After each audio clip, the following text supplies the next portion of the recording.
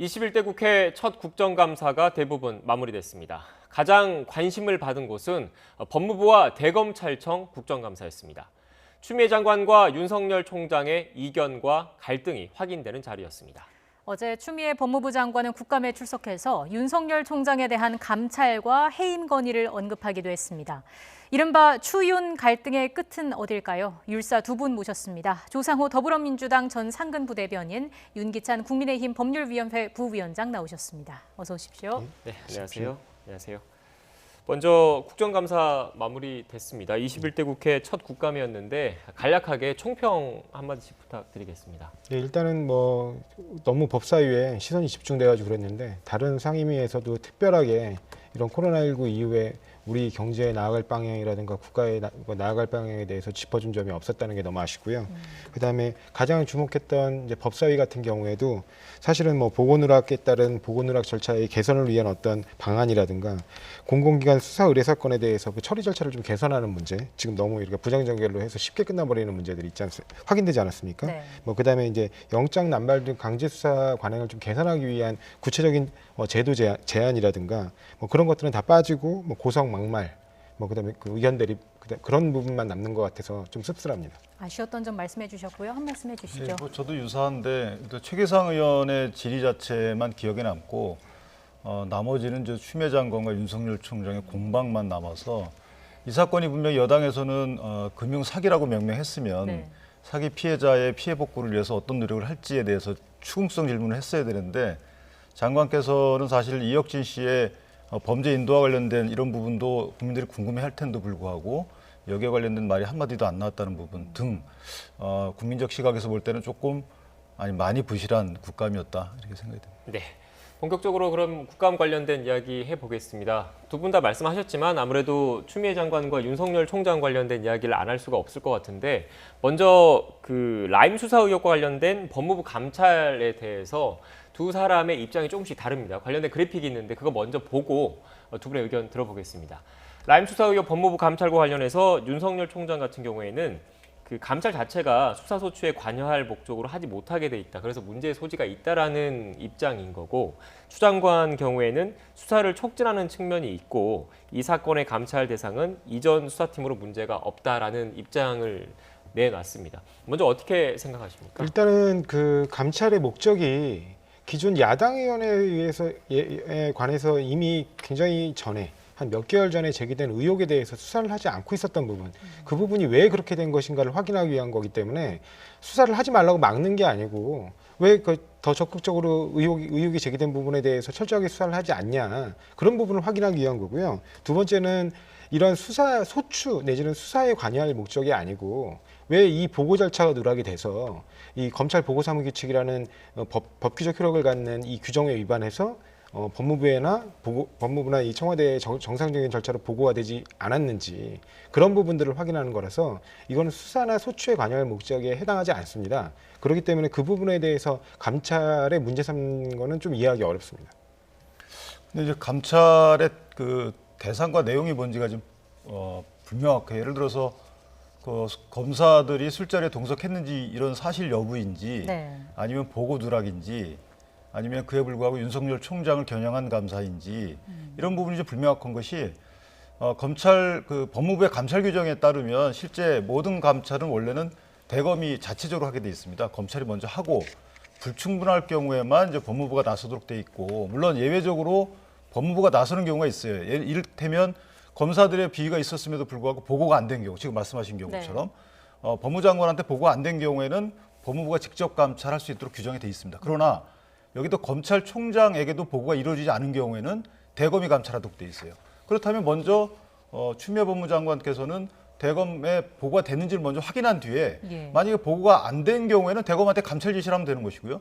보고가 됐음에도 불구하고 법무장관한테 보고가 안 됐다. 그럼 직접 감찰에 나섰어야 되는 건데 순서가 바뀌었다는 거죠. 그래서 아마 의혹이 이루어지지 않나 이렇게 생각합니다. 총체적으로 지금 보고 절차에 대해서 법규를 위반한 지금 정황들이 있거든요. 그리고 그렇게 되면 지금 검사 비위와 관련해서도 특히 이제 검사 비위와 관련해서는 김봉현의 진술도 나오고 있지만 그 이전에 압수수색팀이 다른 이제 뭐 어떤 사유 때문에 절차에 나갔다가 현장에서 그 진술을 청취했다는 어떤 그런 보고들도 있습니다. 언론 보도들도 있고요. 그러니까 그런 부분에 대해서 왜 적절히 이루어지지 않았는지, 이 보고 체계에 총체적 문제가 있는 건 아닌지 그 부분에 관해서 확인을 해야 되기 때문에 검찰총장까지도 문제가 됐던 보고 절차 누락 사안이 있는 이상 법무부에서 감찰하는 거 너무 자연스러운 거라고 생각합니다. 예. 근데 그건 제가 한 말씀 드리면 예. 이 선별적 보고를 문제 삼는 거예요. 예를 들면 지금 대검의 반부패부장은 사실은 총장의 그 참모거든요. 법무장관의 참모가 아닙니다. 근데 지금 문제 제기하시는 부분들이 반부패부장을 경유하지 않고 바로 총장한테 보고된 이런 혐의가 있다라는 겁니다. 지금 말씀하신 거는 전에 그 이전에 남부지검장이 직보한 문제를 그렇죠. 말씀하시는 그 부분을 거죠? 주로 예. 이제 국회의원들도 문제 삼으시는 건데 이 대검의 총장이 본인의 참모를 통해서 올라오지 않은 것에서 문제 제기를 하지 않고 있고 또는 통상 첩보의 경우에는 대면 보고하게 돼 있다는 그럼에도 불구하고 어제도 보면 법무장관께서도 반부패부장을 통하지 않은 보고에 대해서 문제를 지적하고 계세요. 반부패부장은 법무부 장관의 참모가 아닙니다. 근데 한 가지 말씀드리고 싶은 건 그 지금 반부패부장의 인사를 이제 법무부 장관이 추미애 장관이 단행을 했어요. 단행을 해가지고 이른바 뭐 추미애 장관이 임명한 이제 심재철 그 지금 현재 검찰국장이 그때 반부패부장을 역임하고 있었는데 통상적인 보고 절차에 반한다는 거예요. 그 심재철 검찰국장이 그 국정감사에 출석해서 그러한 경우는 굉장히 이례적이다. 본인을 거치지 않고 그러니까 반부패를 거치지 않고 검찰총장이 직보하는 건 굉장히 이례적이다라고 이미 확인한 바 있고 네. 또 우리 그 검찰 보고사무규칙상 검사장은 그 이런 중요한 사건 내지는 중요 정치인이 연루된 사건이 발생을 하면 발생 보고를 즉시 하게 돼 있습니다. 어디로 하게 되냐면 대검뿐만 아니라 법무부에 동시 보고하게 돼 있고 부득이한 경우에 대검에 그러니까 즉시 보고하지 못하는 사유가 있는 경우에는 그럼에도 불구하고 법무부는 반드시 보고하게 돼 있거든요. 그 내규에 있는 내용입니다. 아, 내규가 아니라 이거는 법규적 효력을 갖는 법무부령으로 정한 사안입니다. 검찰 보고사무규칙 2조, 3조에 다 나와 있거든요. 그러니까 그런 부분들을 명백히 누락한 거기 때문에 이 부분을 확인하지 않고 그다음에 감찰하지 않고 어떻게 조직의 기강을 잡고 할 수 있겠습니까? 만약에 보고가 없는 상황에서 그러니까 수사가 잘못됐다고 하면 그거는 뭐 수사의 어떤 역량의 문제에 이럴 수 있지만 보고를 누락했다고 하면 그 의도 자체를 의심할 수밖에 없는 상황이에요. 근데 그 감찰 뭐 할 수도 있습니다. 그런데 예를 들어서 이성윤 그 검사장의 경우에도 지금 뭐 했는지 안 했는지 모르지만 어쨌든 알려진 거에 따르면 검찰총장한테 하자시우 문건 옵티머스 관련된 보고 안 됐다는 거 아니에요? 본인 보고 못 받았다는 겁니다. 검찰총장은. 그리고 남부지검 라임 사건 관련해서도 강기정 수석의 5천만 원 이 수수 의혹 이것이 진실인지 아닌지 모르겠지만 그것이 총장한테도 보고 안 됐다는 거예요. 그러면 그 보고라인에 있는 사람들도 같이 감찰 대상으로 삼아서 감찰을 해야 됨에도 불구하고 지금 그 일부 본인이 선별적으로 감찰 대상을 정했잖아요. 그 대상 사건을. 이런 것들이 이제 여러 가지 의혹을 준다는 거죠. 네, 지금 옵티머스 사건 말씀하셨는데 이거는 조금 이따 다시 한번 질문을 드릴 테니까 라임 사건, 라임 자산운용 사태에 초점을 맞춰 다시 한번 질문 드리겠습니다. 어제 지금 그 추미애 장관의 국정감사 발언 중에서도 또 유독 나온 내용이 그 접대 검사가 수사팀장으로 있었다라는 공식 언급이 있었습니다. 이것과 관련해서도 논란이 불거지고 있는데 어떻게 생각하십니까? 일단 그 뭐 직책을 말한 게 뭐 적절하냐 뭐 이런 논란인 것 같은데요. 일단은 김봉현 씨의 그 옥중 입장문에도 그 수사 책임자라는 표현이 나옵니다. 그래서 그 자체가 뭐 그렇게 특별한 의미를 갖는 건 아닌 것 같고, 네. 근데 단지 이제 그 장관의 이번 어제 국정감사 발언 중에는 그 김봉현의 옥중 입장문에서의 진술뿐만 아니라 복수의 진술, 그러니까 제3자의 진술, 그다음에 술집의 그 종업원의 진술 등을 통해서 일단 일정 부분 사실관계를 확인했다는 거거든요. 거기서 그 이제 아마 그 접대를 받은 검사인 것으로 추정되는 사람이 실제로 접대를 받은 것으로 보인다라는 그 내용들이 확인됐기 때문에 이 부분은 앞으로 수사 과정을 통해서 명백히 좀 밝혀져야 될 것으로 네, 보입니다. 지금 사건이 지금 복잡하다 보니까 시청자 여러분들이 헷갈리실 수 있을 것 같아서 좀 정리를 하면 이 조금 전에 말씀하신 수사팀장, 검사 관련된 경우에는 지난해, 그러니까 현재까지 알려진 바로는 지난해 술자리가 2차례가 있었던 것으로 알려지고 있지 않습니까? 네, 첫 그렇습니다. 번째 차례는 이미 구속돼 있는 전 청와대 행정관과 관련된 내용이고 네네. 나머지 다른 술자리에서 이 수사팀장이 있었다라는 게 김봉현 그 전 스타모빌리티 회장의 주장이고 이것과 관련된 언급을 한 거잖아요, 추미애 장관이. 네, 네, 그렇습니다. 그래서 하여튼 그런 부분이 확인됐다고 장관이 이제 얘기한 거고요. 근데 그 부분에 관해서 이제 뭐 야당 같은 경우는 뭐 검찰 수사의 방향을 정해주는 거 아니냐, 뭐 이런 식의 말씀을 하시는데 그거는 그러니까 국회의원은 법무부에서 진행된 법무부의 감찰 내용상 관련해 가지고 그게 업무상 비밀이거나 기타 공개되지 아니할 수가 있는 경우가 아니라면 당연히 질문할 수 있고 그 부분에 대해서 장관은 성실하게 그 진행 경과에 대해서 답변할 의무가 있습니다. 그래서 그 부분에 대해서 답변을 한 것이지 수사 진행 경과라든가 이런 부분은 현재 장관도 정확하게 알지 못하기 때문에 그런 부분을 문제 삼는 부분은 아니라고 봅니다. 어떻게 보세요? 근데 장관께서 말씀하신 그 내용이 조금 과했던 부분이 그 법무부 훈령에 보면 그 감찰 사실 공개 관련 훈령이 있어요. 여기 보면 감찰 진행 중인 사건을 공개할 때는 이게 진행 중에 있다. 그다음 비위 사실이 뭐다. 직급 정도만 공개하게 돼 있지. 해당 사람의 인적 사항을 추단할 수 있는 예를 들면 소속 기관, 남부지검, 그다음에 구체적인 직위, 어떤 걸 맡고 있는지 이런 것들 공개해서는 안 된다고 돼 있거든요. 그러니까 장관께서 법무부의 훈령 자체를 무시한 거죠. 이 부분은 좀 검토를 할 필요가 있다고. 당시 그 문제됐던 그 직책을 맡고 있었느냐를 확인한 것뿐이지 현재 네. 직책을 소개한 건 아닙니다. 왜냐하면 현재 그 문제가 되고 있는 검사는 현재 라임스타팀에서 배제된 상황이거든요. 그리고 그게 이 건 때문에 배제됐냐 그게 아니고 그 9월달에 올해 9월달에 정기 간부 인사 때 그 인사 정기 인사로 그 인사 이동이 있었던 거기 때문에 현재 시점에서 그분의 어떤 소속을 정확히 밝힌 건 아닙니다. 네. 근데 제가 첨언하자면 현재 직위나 이런 것들을 하든 아니면 과거의 직위나 뭐 구체적으로 맡은 업무를 하든 그 사람의 인적 사항을 추단해서 알아낼 수 있는 이런 정보는 내지 말라는 거거든요. 해당 훈령에 따르면. 그래서 그 부분은 장관께서 좀 성급하지 않았나라는 생각합니다. 예. 네. 저희가 네. 준비한 내용이 좀 많고 시간도 한정돼 있기 때문에 조금만 속도를 내서 좀 진행을 해보겠습니다. 추미애 장관이 지난 2018년에 서울중앙지검의 옵티머스 무혐의 처분 과정에 대한 감찰도 검토하겠다 이렇게 이야기를 했는데 당시에 그 중앙지검장이 윤석열 총장이었고요. 여기에 대해서 윤 총장이 22일에 국감에 나와서 지검장에게 아예 보고가 올라오지 않았다 이런 이야기를 했고 어제 국감에서 민주당은 그 자체가 말이 안 된다 지적을 했습니다. 이거에 대해서 다시 한번 두 분께서 정리를 좀 해주실까요? 어떻게 보시는지요?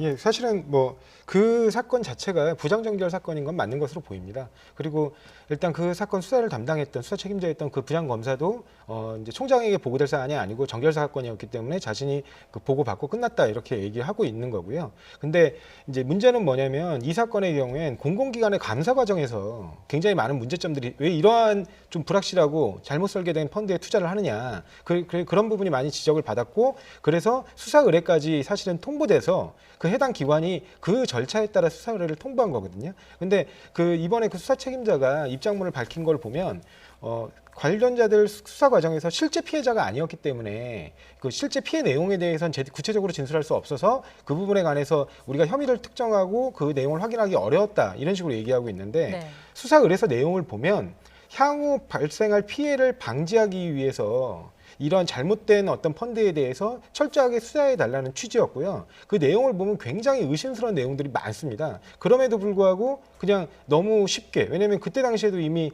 1,000억 원대 넘는 피해가 예상되는 굉장히 부실한 펀드 내지는 사기성이 농후한 펀드에 관해서 공공기관이 수사를 의뢰를 했는데 이런 걸 부장정결 사건으로 처리한다는 거는 좀 내부의 어떤 이러한 그 공공기관 수사 의뢰 사건에 대한 처리 절차에 내부 훈령이라든가 이런 게 문제가 있다고 보입니다. 그래서 이런 부분들은 대검에서 향후 그 절차를 할 때 아무런 이해관계도 없는 공공기관이 그런 감사 결과를 반영해서 최종적으로 수사 의뢰를 한 사건이라면 보다 중대하게 다뤄야 되는 사건이 아닌가. 네, 중간에 제가 잠깐 말씀을 드리면 이 옵티머스와 관련돼서 앞서 저희가 취재기자 연결해서 전해드리긴 했는데 당시에 그 부장검사가 추 장관이 제기한 부실 수사 의혹을 일단 조목조목 반박하는 글을 올렸습니다. 네. 근데 사실 의도적 부실 수사로 보지는 않지만 아쉬운 점 많이 있어요. 왜냐하면 이게 옵티머스 같은 경우에는 그 펀드 자체가 공공기관 매출 채권에 투자한다고 돼 있었는데 그 전파진흥원이 수사 의뢰한 부분은 성지건설 인수합병에 쓰였다는 거거든요. 그렇다면 분명히 제한적인 그 공공기관 매출 채권에 쓰이지 않았다는 부분을 이제 검찰도 인지했을 텐데 그러면 사기성이 있다는 것도 뭐 생각을 했어야 되는 거고 그럼 그걸 적극적으로 수사를 했으면 아마 좀 막을 수 있지 않았나라는 생각이 들어서 아쉽지만 다만 이것을 이제 감사하는 부분은 이게 이제 수사사무감사라고 그래서 수사가 적절했는지 여부는 대검에서 수사사무감사를 하게 돼 있습니다.